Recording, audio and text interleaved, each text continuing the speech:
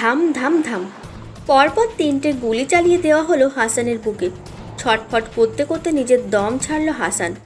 পড়ে রইল তার নিথর দেহ। তা দেখে পাশের চেয়ারে বাঁধা সিয়াব ভয়ে জমে গেল। সে ভয়ে ভয়ে সামনে তাকিয়ে দেখে দরজার সামনে একজন ব্যক্তির হাতে গান, আর সেই গানের মুখ দিয়ে ধোঁয়া বের হচ্ছে। পরনে তার ব্লু প্যান্ট, ভেতরে ব্ল্যাক টি শার্ট আর ওপরে ব্লু জ্যাকেট, মাথায় হেলমেট পরা। সে ব্যক্তিটি ধীর পায়ে এগিয়ে আসে সিহাবের দিকে। সিহাব নাড়াচাড়া করতে পারছে না, কেননা তার হাত পা চেয়ারের সাথে বেঁধে রাখা হয়েছে, মুখে কাপড় দিয়ে বাঁধা। সিহাব ছটফট করছে ছাড়া পাওয়ার জন্য, বারবার নিজের বাঁধন খোলার বৃথা চেষ্টা চালিয়ে যাচ্ছে। সেই ব্যক্তিটি সিহাবের সামনে গিয়ে দাঁড়ায় আর ওর লোকদের ইশারা করে। সাথে সাথে এক লোক এসে সেই ছেলেটির মুখের বাঁধন খুলে ফেলে, আর সে চিৎকার করে বলে ওঠে, কে আপনি? কেন এসেছেন আমার এখানে? কি চাই আপনার? আর ওকে কেন মারলেন? আমরা কি চাই তা তোমরা না জানলেও চলবে, আর তোমায় কেন এনেছি তা একটু পরেই জানবে। আর ওর মৃত্যু নিশ্চিত ছিলই, কেননা ওর সাহস কিভাবে হয় আমার বিরুদ্ধে যাওয়ার, তার উপর আমার বন্দি থেকে পালানোর। তাই ওর এই অসীম সাহস দেখানোর জন্য তাকে ছোট্ট একটি উপহার দেওয়া হলো। দেখুন স্যার, আমাকে ছেড়ে দিন। আমি কিছুই করিনি, আমি নির্দোষ। আমি পালানোর চেষ্টা করিনি, তাই প্লিজ আমায় ছেড়ে দিন। কারেকশন প্লিজ, আমি স্যার না ম্যাম। এই বলে সেই ব্যক্তিটি তার হেলমেট খুলে ফেলে। হেলমেট খোলার সাথে সাথে তার কালো ঘন চুল গড়িয়ে পড়ে তার কোমর পর্যন্ত। দুধে আলতা গায়ের রং, চোখ দুটো হরিণের মতো টানা টানা, সাথে বেশ বড় আর মায়াবী। দেখতে একটু গোলুমলু, ঠোঁটে এক বাঁকানো হাসি, যাতে লুকিয়ে আছে হাজারো রহস্য। সিহাব মেয়েটিকে দেখে ভ্রুকুচকিয়ে তাকিয়ে থাকে আর বোঝার চেষ্টা করে সে কে। ছেলেটির এমন চাহনি দেখে সেই মেয়েটি বলে, জি চিনতে পারছো না? পারবেই বা কিভাবে? আগে কখনো দেখোনি। থাক, তোমায় আর কষ্ট করতে হবে না। আমিই বলছি আমি কে। আমি সেই ব্যক্তি যার বিরুদ্ধে তুমি রেশম গ্রুপের সাথে হাত মিলিয়ে কাজ করেছো। মানে আমিই হচ্ছি তান্নাজ রহমান উলফস টিয়ার। এইটা শোনার পর সিহাব বড়সড় একটা ঢোক গেলে। ওর রীতিমতো হাত পা কাঁপাকাঁপি শুরু হয়ে গিয়েছে, কেননা সে জানে তার সামনে উপস্থিত ব্যক্তিটা আসলে কতটা ভয়াবহ। সে আমতা আমতা করে বলে, তার মানে আপনিই টিয়ার, the mister lady mafia? Yes mister Shihab, আমিই সেই যার বিরুদ্ধে তুই আর রেশম গ্রুপের লিডার ষড়যন্ত্র করছিস। ম্যাম প্লিজ মাফ করে দেন, আর এমন হবে না। ভুল করে ফেলেছি আমি, মাফ করে দেন। মাফ? কখনো না। কেননা তান্নাজের ডিকশনারিতে মাফ বা ক্ষমা বলতে কোনো শব্দ নেই। তান্নাজ রহমান শুধু ভুলে শাস্তি দিতে জানে, আর সেই শাস্তি হলো মৃত্যু। Nahid, give me the gun. Ma'am please এমন করবেন না। ম্যাম প্লিজ আরেকবার সুযোগ দিন, প্লিজ ম্যাম, প্লিজ ছেড়ে দিন আমায়, প্লিজ। তান্নাজ সিহাবের সব আর্তনাদ উপেক্ষা করে মাথার বরাবর একটি গুলি চালিয়ে দেয়, আর সিহাব সেখানেই মৃত্যুবরণ করে। তান্নাজ তার লোকদের বলে, নাহিদ, ওদের লাশ দুটোকে রেশম গ্রুপের গোডাউনের সামনে ফেলে আসবা, আর এটা চিঠিতে লিখে দেবা টিয়ারের বিরুদ্ধে যাওয়ার পরিণাম কি হতে পারে তা নিজের চোখে দেখে নিতে। Okay ma'am. তান্নাজ নাহিদকে গানটা দিয়ে বাইকের চাবি ঘোরাতে ঘোরাতে চলে যায়। তান্নাজ কে আর কেমন তা পরে জানতে পারবেন। আপাতত সে একটা রহস্যই থাক। ইন স্কটল্যান্ড চলন্ত প্লেন থেকে লাফ দিল এক ছেলে। হাত পা ছড়িয়ে বাতাসের সাথে খেলা করতে করতে নিচে নেমে আসছে সে। এত ওপর থেকে স্কাই ড্রাইভিং করার মজাই আলাদা। ওপর থেকে স্কটল্যান্ডের এক পাহাড়ি এলাকার মনোমুগ্ধকর দৃশ্য দেখেই চলেছে। সব কিছুই যেন কেমন ধোঁয়াশা ধোঁয়াশা মনে হচ্ছে তার কাছে।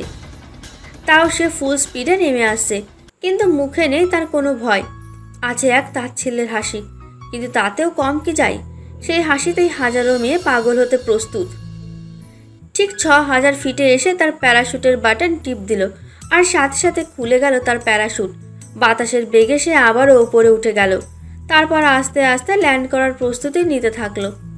এক পাহাড়ের ঢিলে এসে সে পার্মানেন্টলি ল্যান্ড করে।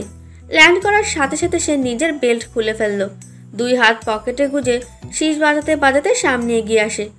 উজ্জ্বল শ্যামলা গায়ের রং, পরনে black pant, black T shirt, আর তার উপর ডার্ক ব্রাউন কালারের জ্যাকেট। হাতে ব্ল্যাক বেল্টের ঘড়ি, চুলগুলো সিল্কি হওয়ার কপালে এসে বাড়ি খাচ্ছে। ঠোঁট দুটো গোলাপি, আর তার নিচে এক তিল, তার উপর ঠোঁটে এক রহস্যময় হাসি। সব মিলিয়ে একদম কিলার লুক, যে কোনো মেয়েকে ঘায়েল করার জন্য পারফেক্ট। সেই ছেলেকে সামনে আসতে দেখে কিছু কালো পোশাকি লোক তার দিকে ছুটে আসে। দেখে বোঝা যাচ্ছে এরা হচ্ছে সেই ছেলের বডিগার্ড। সেই বডিগার্ডগুলোর মধ্যে একজন সামনে এগিয়ে আসে, এক হাতে ফাইল, অন্য হাতে একটি ফোন নিয়ে। সেই ছেলেটি ফাইলটা হাতে নিয়ে কি জানি চেক করতে থাকে। তখন তার ফোনটি বেজে ওঠে। সে ফোনটি হাতে নিয়ে ফুল অ্যাটিটিউডের সাথে বলে, hello. Hello, is it talking Mr. Nisham Khan? Yes. Sir, I am David. I have important information for you. Speak up. Sir, আপনি যাকে এতদিন ধরে খুঁজছেন তার কিছু ইনফরমেশন পাওয়া গিয়েছে। সত্যি বলছো? জি হ্যাঁ স্যার, আমি এইখানে ইতালি এসেছিলাম কিছু কাজে। সেখানে এক মিটিং শেষে একজনের মুখে তার নাম শুনি। পরে তাদের কাছে গিয়ে জিজ্ঞাসাবাদ করি আর জানতে পারি তারই এক লোক ওইখানে আছে। তারপর থেকে তাকে খুঁজে বের করি আর তাকে ধরেও ফেলি। তার থেকে জানতে পারি যে বাংলাদেশে এই ব্যক্তির এর বিশ্বস্ত লোক আছে, যে নাকি তার ব্যবসা সেখানে পরিচালনা করছে। তার দ্বারা হয়তো আপনি যাকে খুঁজছেন তাকে পেয়ে যাবেন। Yes, got it. Thank you so much David. তুমি জানো না তুমি আমার কত বড় উপকার করেছো। চিন্তা করো না, তুমি এই কষ্টের ফল ঠিকই পেয়ে যাবে। টাকাটা তোমার ব্যাংক অ্যাকাউন্টে ট্রান্সফার হয়ে যাবে। এইটা আমার দ্বিতীয় স্যার, বাট এখন এই লোকের কি করব? সে এখন ইউজলেস। Just shoot him. যে আমার কোনো কাজের না, তার জীবনও কোনো কাজের না। ওকে বস। ফোন রাখার পর নিশাম এক বিশ্বজয় হাসি দিয়ে বলে, অনেক হয়েছে লুকোচুরি, আর না, এইবার হবে হাড্ডাহাড্ডির লড়াই। নিশমের খানের কাছ থেকে পালিয়ে আর যাবে কই? একদিন না একদিন আমার হাতে ধরা দিতেই হবে। আর যেদিন তোমায় আমার রাজ্যে আনতে পারবো সেই দিনই হবে তোমার জীবনের শেষ দিন। Because it is the kingdom of death and I am the king of his kingdom. এ হচ্ছে নিশাম খান, স্কটল্যান্ডের একজন নামকরা মাফিয়া, সাথে একজন বড় ব্যবসায়ী। সকলেই তাকে এক নামে চেনে।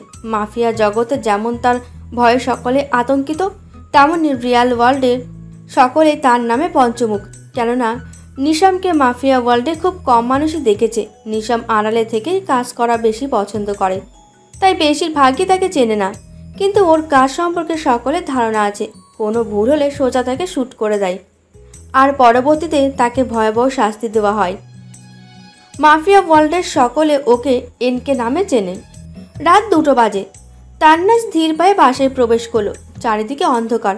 তান্নাজ অনেক সাবধানে দরজা ভিজিয়ে পা টিপে টিপে নিজের রুমের দিকে রওনা হলো। যেই না সিঁড়িতে পা রাখতে যাবে তখনই বাসার লাইট জ্বলে ওঠে ও একটা কণ্ঠ ভেসে আসে। তান্নার সাথে সাথে সেখানে ফিক্সড হয়ে দাঁড়িয়ে থাকে। স্টপ দেয়ার, টার্ন অ্যারাউন্ড। তান্নাজ সুন্দর বাচ্চার মতন ঘুরে দাঁড়ালো।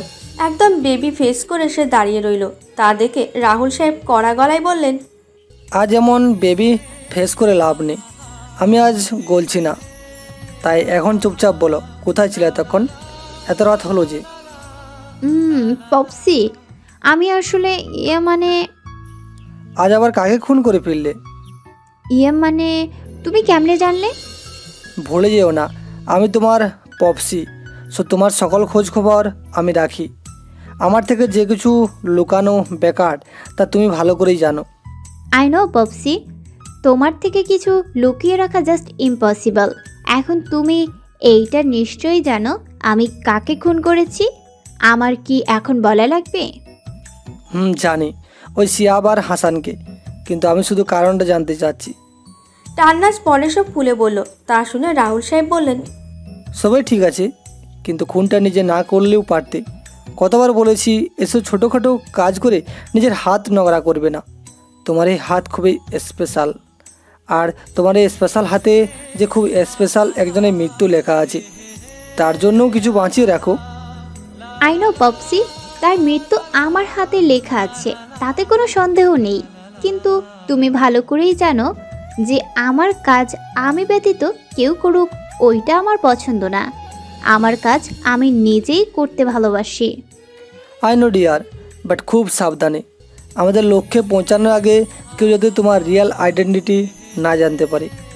ইউ ডোন্ট ওয়ারি পপসি, তান্নাজের রহস্য ভেদ করা এতটাই সহজ নয়। তান্নাজ আর টিয়ার যে এক, তা কেউ কোনোদিন জানতে পারবে না। কেননা বাইরের দুনিয়ায় সকলেই আমায় বেস্ট ডক্টর হিসেবে চিনে, যে রাগী হলেও অনেক ভালো। কোনো মানুষকে সে কষ্ট দিতে পারে তা কেউ বিশ্বাসই করবে না, কোন তো দূরের কথা। জানি, কিন্তু তাও সাবধানতা অবলম্বন করা ভালো। কখন কি হয়ে যাবে তা বলা যায় না। তুমি যখন বলছো তাহলে আমি পরবর্তীতে আরও কেয়ারফুল হব। That's like a my girl. যাও এখন গিয়ে ঘুমিয়ে পড়ো, সকালে হসপিটালে যেতে হবে তো। Yeah, good night. Good night. Tannaz উপরে গিয়ে ফ্রেশ হয়ে শুয়ে পড়ে, আর রাহুল সাহেবও নিজের রুমে চলে যান। তিনি একটি রকিং চেয়ারে বসে দাবা কোটের দিকে তাকিয়ে থেকে বলে, সব কিছু এখন রেডি। এখন খুব সাবধানে এক এক করে সব চালতে হবে, আর পারিন্দাকে নিজের ফাঁদে ফেলতে হবে। Now it is the right time for starting the game of date. অন্যদিকে ইন স্কটল্যান্ড গাড়ি এসে থামলো এক বিরাট প্যালেসের সামনে। দরজা খোলার সাথে সাথে গাড়িটি প্যালেসের ভেতরে প্রবেশ করলো। মাঝ বরাবর রাস্তা, আর চারপাশে ফুলের বাগান। বিভিন্ন ধরনের ফুল রয়েছে সেখানে। এক পাশে ফাউন্টেনও রয়েছে। বেশ সুন্দর পরিবেশ। গাড়িটি এসে দরজার সামনে থামলো। ভেতর থেকে এক সার্ভেন্ট এসে গাড়ির দরজা খুলে দিল। গাড়ি থেকে তখন বেরিয়ে আসে নিশম, ব্ল্যাক শার্ট আর ব্ল্যাক প্যান্ট পরে, শার্টটা ইন করা, হাতে একটা ব্ল্যাক চেনের ওয়াচ, চুলগুলোর সামনে এসে পড়ে আছে, দেখতে সেই লাগছে। নিশম ভেতরে গিয়ে সোফার ওপর পায়ের ওপর পা তুলে বসলো। তখন এক সার্ভেন্ট এসে নিশমকে অরেঞ্জ জুস দেয়। নিশম তার ডান হাতে নিয়ে একটা গ্লাসে এক চুমুক দেয়, আর অন্য হাতে মোবাইল স্ক্রল করতে থাকে। হঠাৎ নিশম ডেভিডকে ফোন দেয়, আর 5 মিনিটের মধ্যে তাকে আসতে বলে। কিছুক্ষণের মধ্যেই ডেভিড হন্তদন্ত হয়ে নিশমের সামনে হাজির হয়। ডেভিড এখনও হাঁপাচ্ছে। সে হাঁপাতে বলে, স্যার ডেকেছিলেন?